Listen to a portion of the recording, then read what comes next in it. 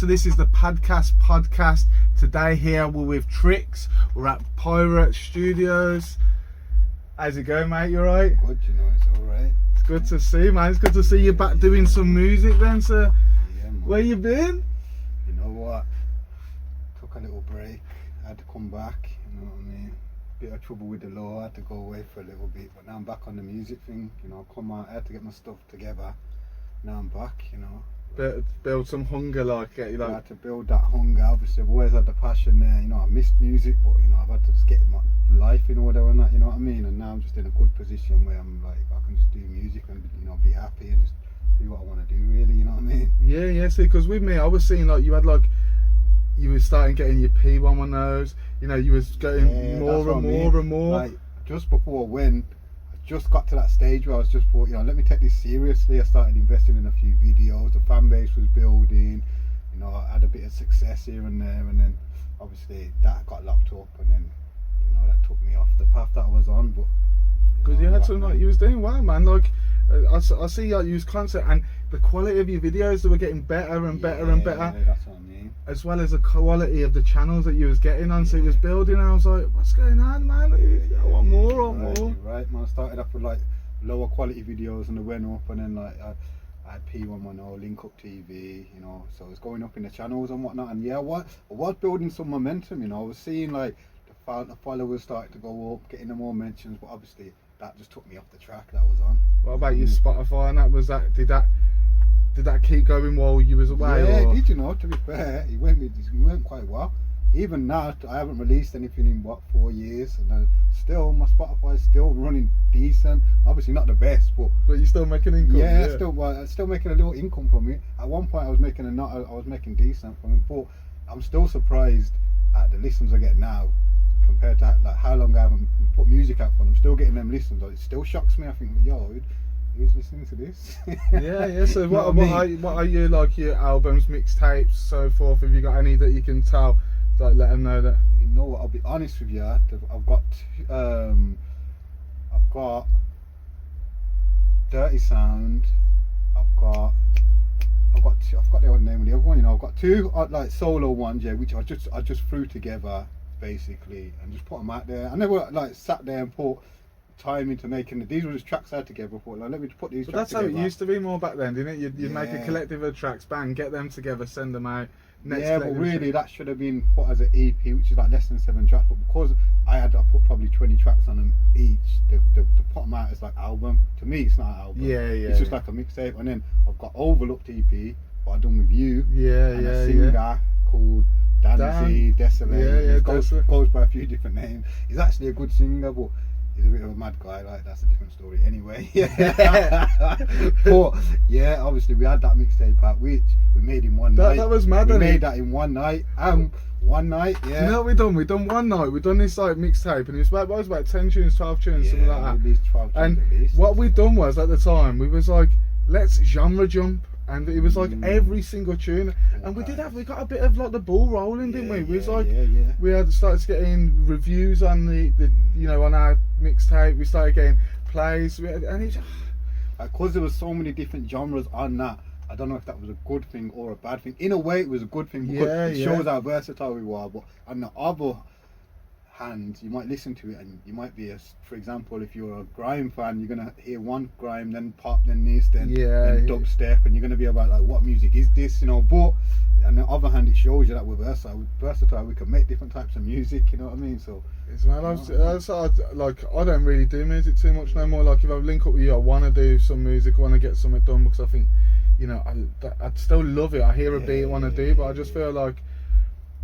I've got so many things that I'm doing at the moment. I feel like if I add something else, is it going to take away from that? So hopefully keep growing our fan base, keep growing the TikTok, keep growing the YouTube, and maybe that will come in the future, innit? But definitely, now we're here, we're definitely going to make some music anyway. Music's getting made, and like you say, it's one of them things, all them add to it, it's all fan base that add to it, but at the end of the day, we enjoy making it. So if we come here, we have fun, we make music, what more could you ask for? And if anything more comes of it, then you know what I mean? Imagine we knew what we knew now, with hey, look, we can. When we first started making music, and when we was we loved it. Like every day we was like, yo, let's make music, and we were linking each other. We knew what we knew now. Back then, we would have blew. But in my opinion, we would have blew.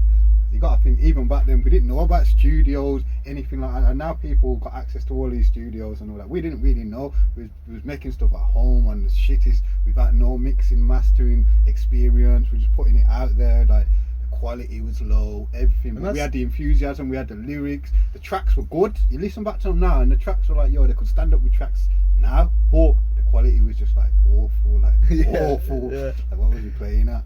But you know what I'm saying? You learn, and you win or you learn. And that's the thing. What I would say to anyone aspiring to do any music now, like, pay, invest in yourself.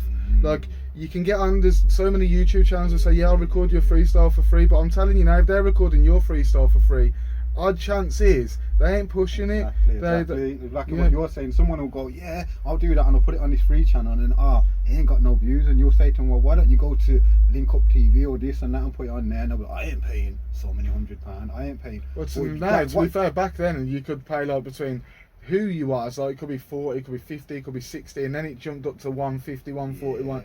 And then now you're talking, yeah, I don't know if 400, it's even more. 500. Back then it was a couple hundred, about, I think it was like 200, 300 pounds. Probably like your Skeptors and that, they're probably not paying. Obviously, they're probably, because they're earning from them, they're bringing the fan base. But when you're an artist that hasn't got a big fan base, you're paying for their fan base. They've got millions of subscribers at the end of the day. And you do notice when you go on P110, Link Up TV, any of them channels, your fan base grows. And like, especially one time I made a P110 video, and there's a schoolboy who was to Mackinac, and I walked past there, and there's just a bunch of school kids outside, and they all go, P110, yeah, P110, like, walking out, like that. Even just little things like that, you see, it's worth it. You paid to go on a channel, you're gonna reap the rewards from it. If you don't want to put your money into your pocket, then you're not going to reap no rewards. You're going to go onto some channel that's got 10 subscribers, and you're going to wonder why is no one seeing it at the end of the day. But yeah, like I said, there's two ways about it. There's some people out there that I know that I've done music with in the past, and they're too much of a perfectionist where they don't want to release it, and they haven't got a tune to the name to this day. Because they've had tunes, and I'm like, this stuff don't sound right, I need to get it perfect, I need to re-record it at another studio, but then it never comes out. So you got to be somewhere in the middle. You can't be too much of a perfectionist to think, I'm not releasing that because I'm not happy with that unless you're gonna get it. Do you believe you'd be more of a perfectionist when you're at the top more? That's when you got your time to sit on your thing and be more of a perfectionist. Yeah, if you're at the top and you know you're gonna get it out. Get a fan base. If you're in a stage where you need the music out, you need to build a fan base. You can't be too much of a perfectionist because you need to get stuff out consistently. You need stuff done. Like you say, if you're in a big position, you're signed to a label, and that you're gonna be a perfectionist, innit? You're not gonna bring it into this perfect. But when you're just an up and coming artist, sometimes not have shit quality where people are going to turn it straight off, but sometimes you don't need the best quality. You just got to get your sound across. That's a few checklists, and so if you're starting out in music, so therefore write your tune, record, you get your beat. Now you know what beat you go to, just a decent studio. We don't have to be some super studio. Pay like 20 quid, 40 quid for the hour, whatever. You'll get your recording. Pay someone to mix and master it. Get it done. Once you do that, get a video done. Go to someone like P110, go to someone like that, and I can guarantee you will get somewhere. And every time you do that, you'll keep stepping up, and it can only get better and better, can't it? Definitely. Like, remember when you found out about how to get your music through to iTunes, how to get it through Spotify, and since then you haven't looked back then. Imagine what happened from then. So that's what I'm saying. A lot of people out there as well, like they might have talent and all that, but they don't want to pay for studio time. They don't want to put their music out, pay for it to go. They don't want to pay for a video. They're just like, I'm not paying that much for a video. Or put their stuff out on Spotify. Yeah, you pay for 1 year, like you pay next to pennies. What they do, they look at your music, they quality check it, and if it's as long as it's decent quality, they're going to put it on there. If it's not decent quality, then they take your money and they're going to refuse your release. That's what people are scared of. I don't want to pay for a year and then they don't put my music on there. As long as it's a decent quality, they'll put the music on there. You know what I mean? Yeah. As long as it ain't all crackly, and you know what I mean, they'll put the music on there. And from there, you've got a worldwide potential of reaching a lot of people. Well, you worldwide. say potential, but let's say what about your potential? So I only know a few of yours, but I'm sure you could tell me more. But you got like a number 2 in Bulgaria at one time, didn't you? Yeah. So like that, Bulgaria. So the country of Bulgaria at one time, their number 2 track was one of yours. Yeah, which is a mad thing, man. And that's why I charted in some crazy countries, like places like Guatemala here, there, number 2 here, number 5 there, number 6 there, and I earned some good money from it. And the thing is, these same tracks what I released here, before I'd put them on Spotify, I'd put them on my Facebook, and they probably got like 6 likes. People didn't like it. It weren't really the kind of music because my tunes, what I've done well, they're not really grime music, but I was more of a grime. So the people like what were on my page and that, they'd like my grime tracks. But if I'd put anything like that weren't grime, it'd just be like 2 likes, 1 like, and that can dishearten some people. People are about the track shit just because your Facebook friends think it's shit. That's one thing. Shit. This is what we always spoke about, haven't we? Always. Your friends are not going to push you. I believe we've always pushed each other, and it's mainly due to we've got the same goal and we want. And if I don't make it, I want you to make it. And I feel like if one of us makes something blow from it, we've both done it. Or we'll defo be latching onto one or each other. Either way, I don't care because that's what you do, don't you? But one of you is when you all win. Like you say, like really, the main people that are going to buy your tunes, it's going to be strangers, and plus people that know you personally through your Facebook, they don't see you in the same light a stranger was. They'll be like, oh, that's just him from down the road making a song. Like, no, they don't see you in the same light. Whereas a stranger is just seeing you in the same light as they'd see Skepta or whatever artist they look at. They're seeing you like that, so they're listening in a different light to someone that knows you. That's one thing you got to think. But for 2, do never put your stuff. What too many people do, they'll put their stuff on social media and they won't get the response, and they're just disheartened. They'll delete the track. They won't put out the track. But put it out on Spotify, put it out to a worldwide, and then people of all different genres are going to hear it, and then that's where you'll start seeing success. There's so many different stories. Like I'll run through a few now, but you got Mr. Beast, a YouTuber. He YouTube for years, and now he gives away hundreds of thousands to people just to make a video. Do you know what I mean? Yeah. And now, but he was doing YouTube for like 3, 4, 5 years before he even had any big views. You've got like Morgan Freeman, you know what I mean. I'm just going different places. Morgan Freeman, 45 when he done his first film or something like that. And you think another guy who is like that is there's a black comedian and he does that show. Do you remember Family Fortunes? The American Steve Harvey. He's another one. He was homeless to the age of 35. Homeless, nothing to his name, and then he went into acting and blew up. Till 35, he had nothing to his name. Like that's another thing. Don't let society put ages on things. This age you can't do it. That age, because then really people are going to hit a certain age and they're just going to think, I failed at everything. Because really, them stages of your younger life, there's only certain people that have got everything in order to make it. Like normally, them years of your earlier life, everything's scrambled. Nothing's in place. It's normally when you get a bit older and everything's in place, that's when you can make it. But then people are disheartened. I'm too old now.